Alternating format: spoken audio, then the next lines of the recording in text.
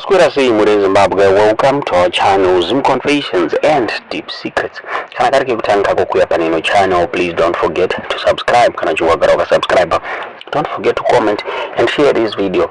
Nasi muri Zimbabwe, tabigira nyaya buditswa na ba Jim Kunaka, uyo anova Zimbabwean politician and ZANU-PF member uyo akaita rejoin the party mugore wa 2023 muna October after aba ku opposition.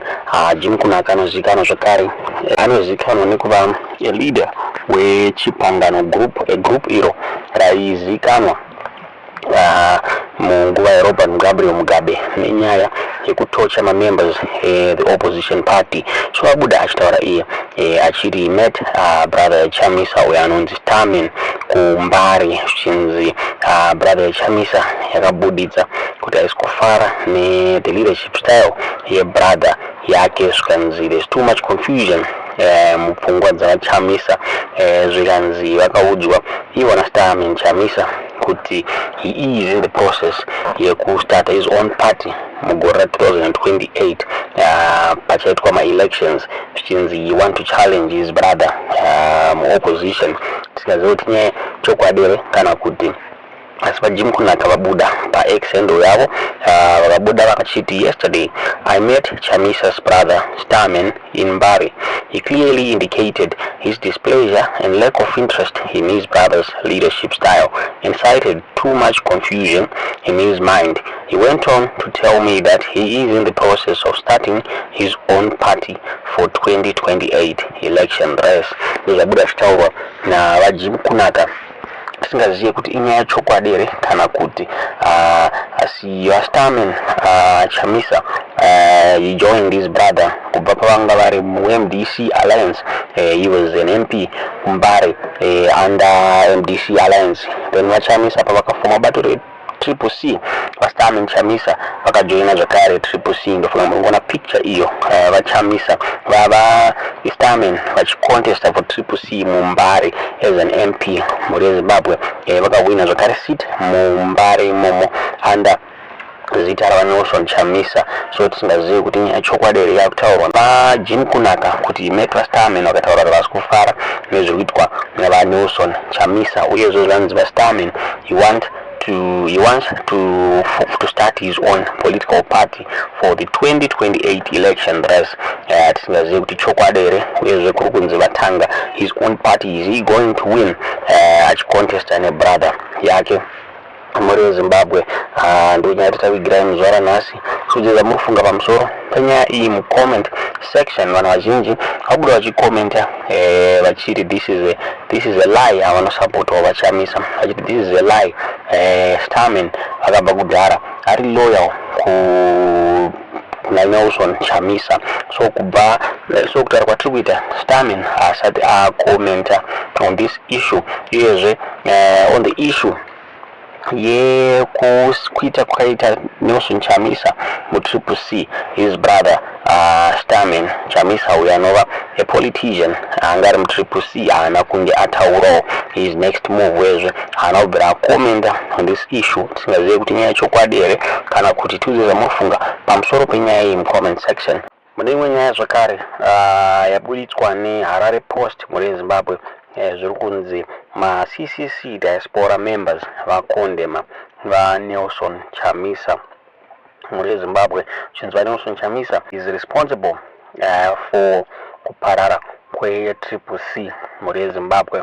Zvakataura ivo zvichinzi last week pane virtual meeting yakaitwa nema diaspora branches from South Africa, Zambia, Botswana, Tanzania and Namibia Triple C. Zvichinzi one of manyaya dzakataurwa dzadziri dzekunzi the leadership style yavaNelson Chamisa yakakonzeresa kuti Triple C inge ichiparara muri Zimbabwe.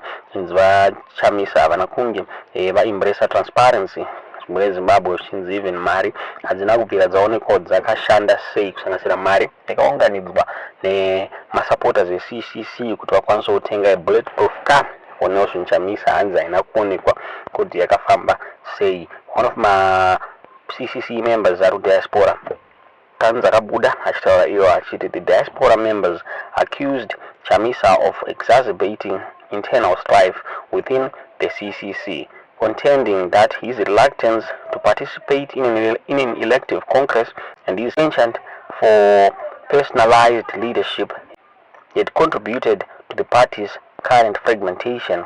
The members agreed that CCC could have averted its current implosion if Chamisa had embraced democratic processes and operated with transparency. Zakari, another branch member, akabuda in this meeting, achitaura iye, achitaura achiti, vanonso Chamisa, vanakushandisa mafinances party zvakarongeka, and zvakabuda zvichinzi it was resolved that while Chamisa was entitled to resign from CCC, he must first ensure a full and transparent account of all donations and party assets. Zakari, these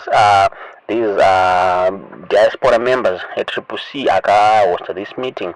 Vakagara pasi, vakati they were trying to persuade vanhu vakaita sana Job Sikala kuti varambe vari muparty so that vanoleader party reZimbabwe chinzi Chamisa akaratidza kuti akwanisa kunge achitungamira bato reCCC nekuda zvakaitika bato reCCC zvichinzi the one akakonzeresa CCC inge ichiparara, and a large number of CCC diaspora members believe Job Sikala could play a pivotal role in the party's revitalization. And those are one of my diaspora members during this meeting. Kunoku CCC aina kumira mushe asikuzikana kunzi what's next for CCC icharamba iripo ere kana kuti kutaura kunoku vaUspen Ncube, vaJameson Timba, vaAlbert Mhlanga pamwe chete navaPromise Mkwananzi vakabuda vachitaura ivo vachiti they are now my leaders CCC zvichireva kuti kwane mafactions anokwana kuita form bato reCCC. Political analyst vaCalvin Chitsunge vakakomenta on kuparara kwaita CCC vachitaura ivo vachiti muCCC mane crisis yeleadership yekushaya leadership zvakare nedirection chinzi hapana munhu anokwanisa kubatanidza vanhu veCCC zvinzi in the near future CCC ichasara kwairi kungoparara mureZimbabwe. Tingazive kuti munoiona sei nyaya iyi iri kunzi yabuditswa nemadiaspora members ekuti vaChamisa vairamba kuenda kucongress plan zvakare he was a dictator zvikanzi zvakare vakamisuse mafunds so they are now condemning him. Uyezve zviri kunzi naJim Kunaka his brother vaStarman Chamisa vari kutaura kuti havasi kuwirirana nehis leadership style. Tiudze zvamuri kufunga pamusoro penyaya yekuti munoiona sei mhuri yeZimbabwe. Tiudze zvamuri kufunga mucomment section pamusoro penyaya iyi.